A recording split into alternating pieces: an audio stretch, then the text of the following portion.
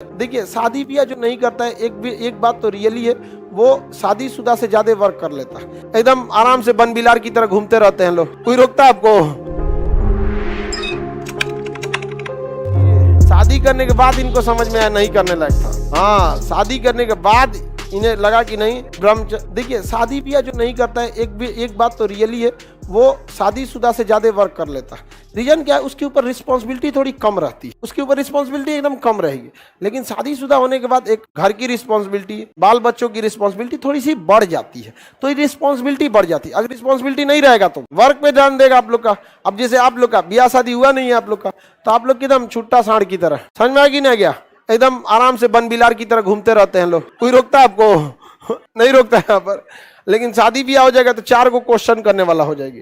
समझ में आ गया कि नहीं? एक बार में फोन नहीं उठाएंगे, अगर फोन अगर काट दिए ना तो फिर फोन करेगी। बेचारे शादीशुदा वालों को देखते हैं ना, अगर फोन उठा के कह देंगे कि बिजी है बाद में बात करो, तो अपना बतिया कहिए के रखती है। शादीशुदा वाला आदमी बेचारा अगर फोन उठाता है भीड़ में तो पहले वॉल्यूम धीमा करता है। वॉल्यूम धीमा कर रहे हैं हम, समझ में आ गया कि नहीं? वॉल्यूम धीमा करना तो सब लोग सुन लेगा, झाड़ देगी। तो आप देखिए यहाँ पर 30 वर्ष की आयु में अपना घर छोड़ दिए। कितने वर्ष की आयु में? 30।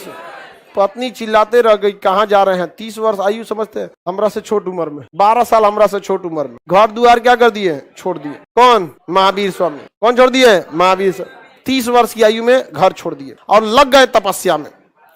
और 12 वर्ष तक इधर उधर जंगल उंगल में भटकते भटकते तब जाके इन्हें ज्ञान मिला। किस, कहां पर? कुंड। कहां पे ज्ञान मिला इसमें? ऋजुपालिका नदी के किनारे साल वृक्ष पर जाम्बिक ग्राम में। किस जगह पे? जाम्बिक ग्राम में। किस ग्राम में? जाम्बी।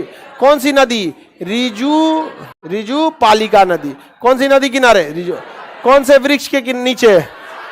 साल वृक्ष के नीचे। साल वृक्ष के नीचे इन्हें क्या प्राप्त हो गया? ज्ञान।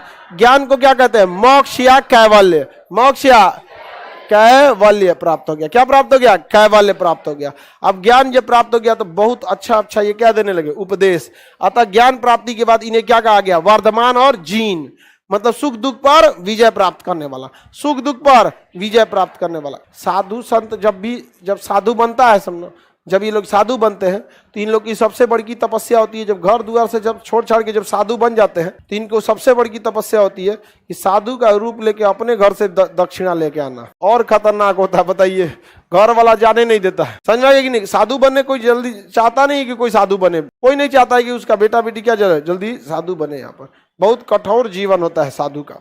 आगे बढ़ जाए, किसी को दिक्कत नहीं है? कैवल्य प्राप्ति तक समझ में आ गया? 30 वर्ष की आयु में क्या मिला? घर। कितने वर्ष की आयु पे छोड़े? कितने वर्ष तपस्या? 12 वर्ष तपस्या किया। इनको क्या मिल गया? ज्ञान। अब ये क्या देने लगे? उपदेश।